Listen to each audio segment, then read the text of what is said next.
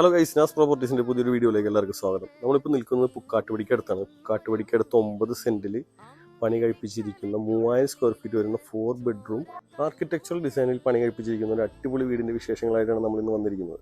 At A time 5ലധികം വാഹനങ്ങൾ park ചെയ്യാനുള്ള സ്പേസും നമുക്കിവിടെ വരുന്നുണ്ട്. കുടിവെള്ളത്തിനായി വറ്റാത്ത കിണറുമുണ്ട്. നമ്മുടെ വീടിൻ്റെ ഉള്ളിലേക്ക് കയറി വരുമ്പോൾ തന്നെ ഡബിൾ ഹൈറ്റിൽ കൊടുത്തിരിക്കുന്ന ഒരു സ്പേഷ്യസ് ആയിട്ടുള്ള ലിവിംഗ് റൂം നമുക്കിവിടെ കാണാൻ കഴിയും. ലിവിംഗ് റൂമിനോട് ചേർന്ന് തന്നെയാണ് നമ്മുടെ ഡൈനിങ് റൂമിൻ്റെ സ്ഥാനവും വരുന്നത്. താഴത്തെ നിലയിൽ 2 ബെഡ്റൂമുകളാണ് വരുന്നത്. ഇതാണ് താഴത്തെ നിലയിലെ ഫസ്റ്റ് ബെഡ്റൂം. ഇതാണ് നമ്മുടെ താഴത്തെ നിലയിലെ 2ാമത്തെ ബെഡ്റൂം വരുന്നത്. കബോർഡ് വർക്കുള്ള ഫുള്ളി ഫിനിഷ്ഡ് ആണ്.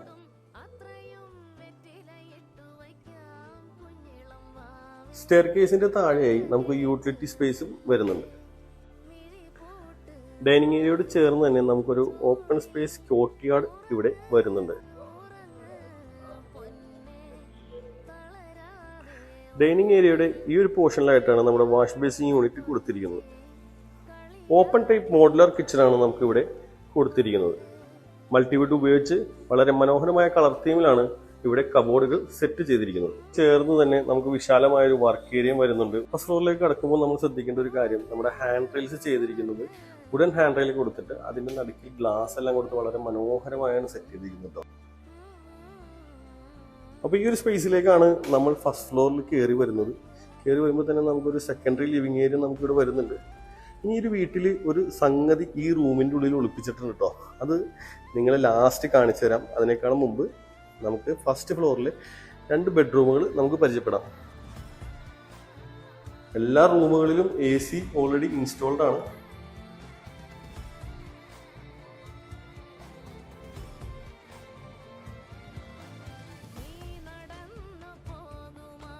അപ്പോൾ ഇതാണ് നമ്മുടെ ഫസ്റ്റ് ഫ്ലോറിലെ ലാസ്റ്റ് ബെഡ്റൂം വരുന്നത്. നമ്മൾ താഴത്ത് കണ്ട അതേ ബെഡ്റൂമിൻ്റെ സ്റ്റൈലിൽ തന്നെയാണ് ഇവിടെ സെറ്റ് ചെയ്തിരിക്കുന്നത്. നമ്മുടെ ഈ ഒരു ബെഡ്റൂമിൻ്റെ വെളിയിലേക്ക് നോക്കുകയാണെങ്കിൽ നമുക്ക് വിശാലമായ ഒരു ബാൽക്കണി നമുക്കിവിടെ വരുന്നുണ്ട് കേട്ടോ.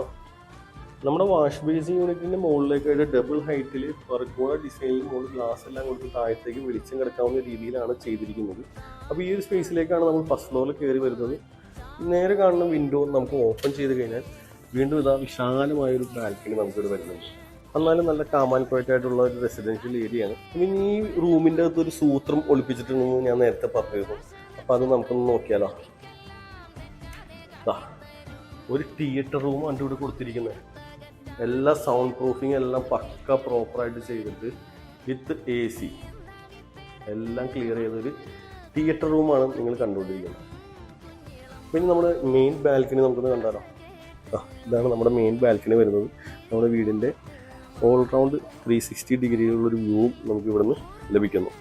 9.5 സെൻറ്റിൽ 3000 സ്ക്വയർ ഫീറ്റിൽ നിർമ്മിച്ചിരിക്കുന്ന ഈ ആർക്കിടെക്ചറൽ വീടിൻ്റെ കൂടുതൽ ഡീറ്റെയിൽസ് അറിയാൻ ജസ്റ്റ് DM നാസ് പ്രോപ്പർട്ടീസ്.